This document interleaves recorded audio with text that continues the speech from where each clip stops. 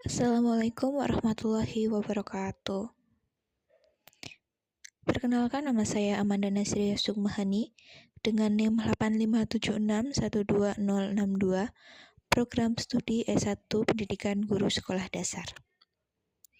Di sini saya akan melakukan presentasi mengenai inovasi merupakan upaya sistematis untuk memperbaiki praktik pendidikan melalui penerapan ide-ide baru.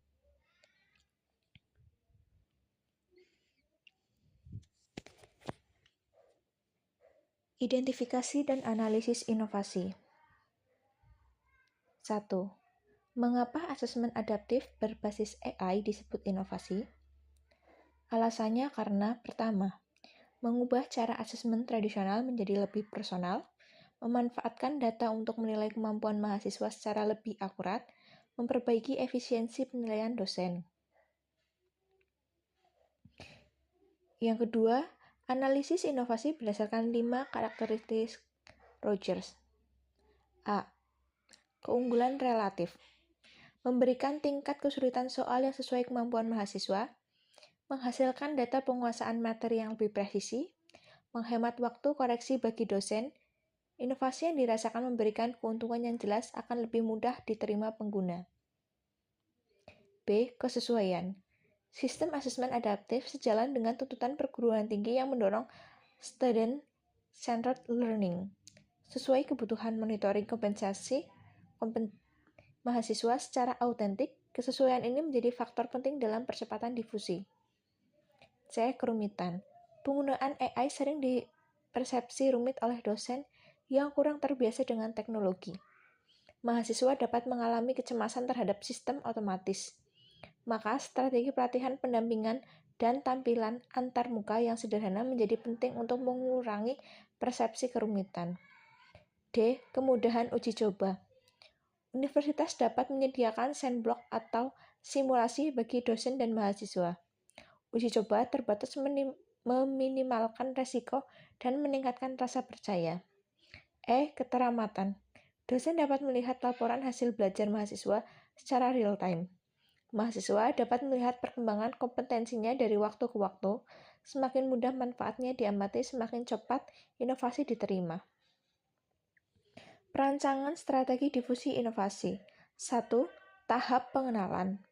Tujuannya meningkatkan pengetahuan awal dan pemahaman dasar tentang asesmen adaptif berbasis AI. Strateginya, sosialisasi resmi universitas melalui webinar, workshop awal, dan publikasi di website kampus. Pembuatan panduan digital agar dosen dan mahasiswa memahami konsep dasar asesmen adaptif. Demo sistem untuk menunjukkan cara kerja AI dalam menyesuaikan tingkat kesulitan soal. 2. Tahap pembentukan sikap. Tujuannya membangun sikap positif dan mengurangi resistensi. Strateginya, menampilkan testimoni dosen perintis yang telah mencoba sistem. Menyampaikan bukti efektivitas melalui data uji awal, hasil riset, dan praktik baik dari perguruan tinggi lain. Diskusi dua arah melalui forum akademik untuk mengakomodasi kekhawatiran. Penekanan pada keuntungan relatif seperti efisiensi kerja dosen dan akurasi asesmen. 3. Tahap pengambilan keputusan. Tujuannya mendorong pengguna untuk memutuskan mencoba inovasi. Strateginya menyediakan akses uji coba terbatas bagi dosen dan mahasiswa, membentuk tim pendamping implementasi yang memberi dukungan saat pengguna mencoba sistem, menawarkan intensif akademik bagi fakultas atau dosen yang menjadi pelopor adopsi. Keempat, tahap pelaksanaan. Tujuannya mengintegrasikan inovasi ke dalam praktik nyata. Langkah-langkahnya, pelatihan intensif untuk dosen mengenai penggunaan dashboard, interpretasi hasil, dan cara memanfaatkan data adaptif untuk perancangan pembelajaran. Integrasi sistem dengan LMS kampus sehingga penggunaan menjadi lebih sederhana dan tidak menambah beban teknologi.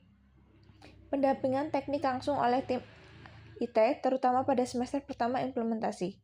Monitoring rutin, misalnya evaluasi setiap akhir siklus asesmen.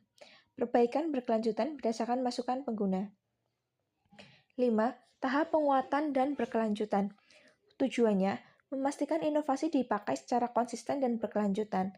Strateginya, evaluasi rutin efektivitas sistem melalui survei, umpan balik dosen mahasiswa, dan audit data. Forum komunitas praktik antar dosen untuk berbagi pengalaman, kendala, dan solusi.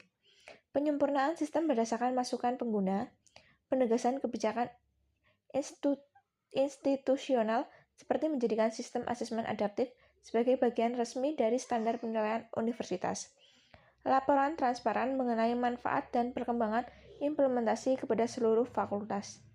Jadi, kesimpulannya, difusi inovasi asesmen adaptif berbasis AI membutuhkan pendekatan sistematis yang memperhatikan karakteristik, inovasi, dan tahapan adopsi. Berdasarkan teori Rogers dan prinsip inovasi dalam bahan ajar UT, strategi difusi harus menekankan sosialisasi, pendampingan, kesempatan uji coba, serta evaluasi berkelanjutan. Jika dilaksanakan secara konsisten, inovasi ini dapat meningkatkan kualitas asesmen, memperkuat pembelajaran berbasis data, serta mendukung transformasi digital perguruan tinggi di Indonesia. Demikian, terima kasih.